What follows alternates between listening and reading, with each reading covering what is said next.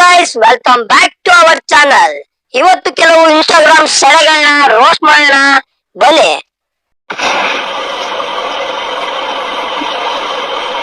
ನನ್ ಪ್ರಕಾರ ಯಾವನ್ನೂ ಸಾಧ್ಯ ಅಲ್ಲಪ್ಪ. ಏನಂತೆ ಬೋಸುಡಿ? ನಾನ್ ಯಾಕೆ ಬೋಸುಡಿ ಆಗ್ಲಿ? ನೀನೇ ಕಡೆ ಲೌಡಿ ಏನು? ಸೊ ಮಿಸ್ಟರ್ ಲೋಕೇಶ್ ಅವರೇ, ಫೋನ್ ವಿಡಿಯೋ ನೋಡಿಲ್ವಾ? ಒಂದ್ ಹುಡುಗಿ ಪಕ್ಕದಲ್ಲಿದ್ರು ಸುಮ್ಮನೆ ಇರ್ತೀರ.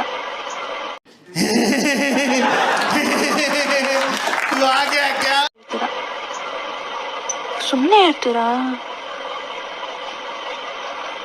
ನೀನ್ ಸುಮ್ಮನೆ ಇದ್ರೆ ಗಂಡ್ಸು ಅನ್ನಲ್ವಲ್ಲ.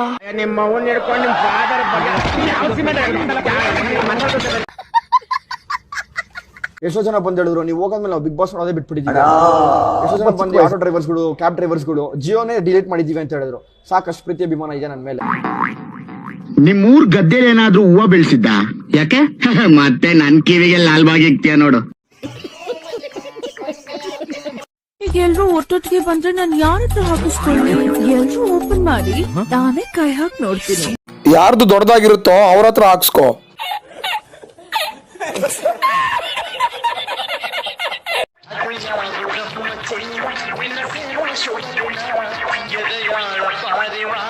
ಮೊದ್ಲೇ ನಮ್ ದೇಶದಲ್ಲಿ ಗಂಡು ಮಕ್ಳಿಗೆ ಹೆಣ್ಣು ಸಿಗೋದ್ ಕಷ್ಟ.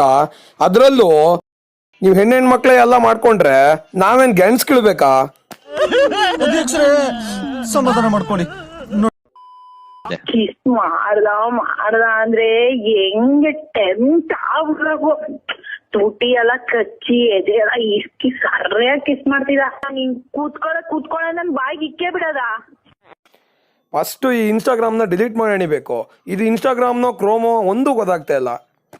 ಈ ಒಡೆ ಮಾರೋ ಸೆಡೆ ನನ್ನ ಮಕ್ಕಳು ಇನ್ಸ್ಟಾಗ್ರಾಮಲ್ಲಿ ಈ ಥರ ವಿಡಿಯೋ ಹಾಕಿ ಈಗಿನ ಯುವ ಪೀಳಿಗೆಯನ್ನು ಹಾಳು ಮಾಡ್ತಾ ಇದ್ದಾರೆ. ಇಂಥ